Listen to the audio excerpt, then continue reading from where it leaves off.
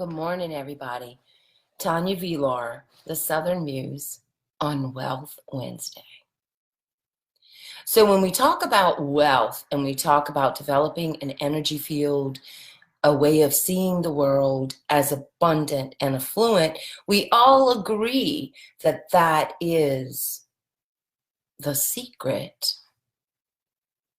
to affluence, is the creative movement of the way you think, the way you feel, and the way you love. And that has been shown affects the body, right? Well, I'm going to tell you a story about the 100th monkey. If you haven't ever read this book, this is a very interesting book. And it was one of the books that inspired me to continue to study the neuropsychology of peace and goodwill to all. Like, is there a way that you individually, when you look at the world and you look at how many billions of people are on the world, it's overwhelming. And at times you may feel insignificant, and that the actions, your thoughts, and your feelings aren't important to anyone else. However, what I'm here to show you this morning is how valuable, how infinitely valuable, how you doing, Carla? Your emotions, your feelings, your love is. The power of one is the beginning of the power of many. Okay? So let me read to you a little bit about the 100th monkey. Like, what is the 100th monkey, right? And do you want to be the 100th monkey? Are you the 100th monkey? Okay, so the Japanese monkey, that's how you say it, okay? But whatever, I don't want to butcher it too badly, right? Has been observed in the wild for a period of over 30 years. In 1952, on the island of Koshima, how you doing, Terry? Scientists were providing monkeys with sweet potatoes dropped in the sand. The monkeys liked the taste of the raw sweet potatoes, but they found the dirt unpleasant. An 18-month-old female named Emo found she could solve the problem by washing the potatoes in the nearby stream. She taught this trick to her mother.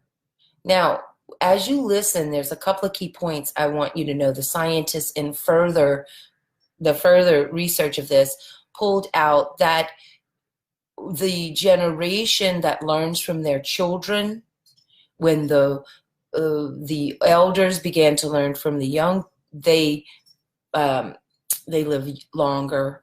Okay, just so you want to know. If you allow yourself to be an old dog that learns new tricks. You understand? Okay, but anyway, she taught this trick to her mother. Her playmates also learned a new way, and they taught their mothers too. This cultural innovation was gradually picked up by various monkeys before the eyes of the scientist. So it was 6 years between 1952 and 1958. All the young monkeys learned to wash sandy sweet potatoes and make them more palatable.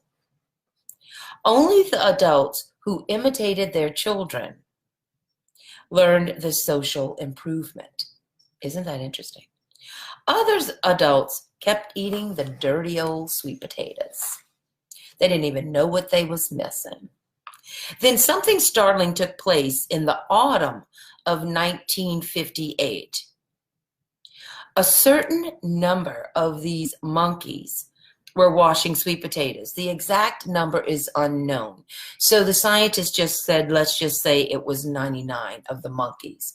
How you doing, Stephen?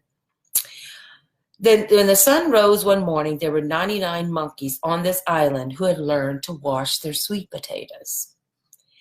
Let's further suppose that later that morning, the 100th monkey learned to wash a sweet potato. Then something that was unseen before was captured by the scientist. By that evening, almost everyone, how you doing, Diane, in the tribe was washing sweet potatoes before eating them. It was like instantaneous. Like we talk about the field that we're all connected to. People wonder how I can be so accurate with my readings. It's because I understand that the field that we're all connected to, this web of life, doesn't matter. Space, distance does not stop it. And information, beautiful information runs along this neural net that your naked eye cannot see, but your heart can feel. And this is what we call intelligence. When we connect the dots between our heart and our mind, and then we take an action. So understand what the scientists got to see on that autumn morning was an instantaneous, all the monkeys, even the old monkeys who weren't doing it, began washing their sweet potatoes in the water. But it gets better. That was culturally on that island, on that geographic small place, right? So the added energy of this 100th monkey that decided to break the habit of being themselves and do something different. Not just talk about it, but do something different. Had a new experience. And that was enough energy in this web to influence monkeys that had never even thought about doing it before. It became part of not only their consciousness, but their motoric behavior. You see, that is what's significant. We can all talk peace, talk compassion. But how compassionate are you to you? How compassionate are you with the person that you stay with the most?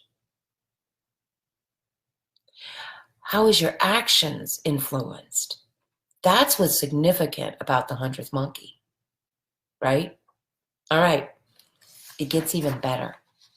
But notice, a most surprising thing observed by these scientists was that the habit of washing sweet potatoes then jumped over the sea. Colonies of monkeys on other islands and the mainland troop of monkeys at Takawashima began washing their sweet potatoes. Thus, when a certain critical number achieves an awareness, this new awareness may be communicated from mind to mind. Although the exact number may vary, the 100th monkey phenomena means that when only a limited number of people know a new way, it may remain the consciousness property of these people. However, there is a point. There is a person. There is a point that if only one more person tunes in to a new awareness, the field strengthens to the point that this awareness is picked up by almost everyone.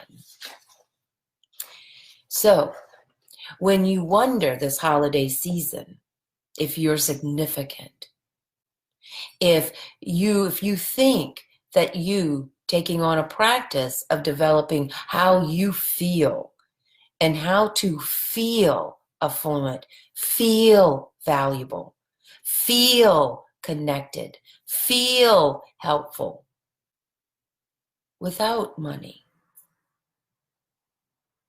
without accolades, without someone giving you love, appreciation, or approval. Can you be happy for no reason at all? Can you be content, kind to yourself and to the next person you see? You are significant, or you wouldn't be here. So understand the power that you have in your heart and in the ability to feel good and pass it on.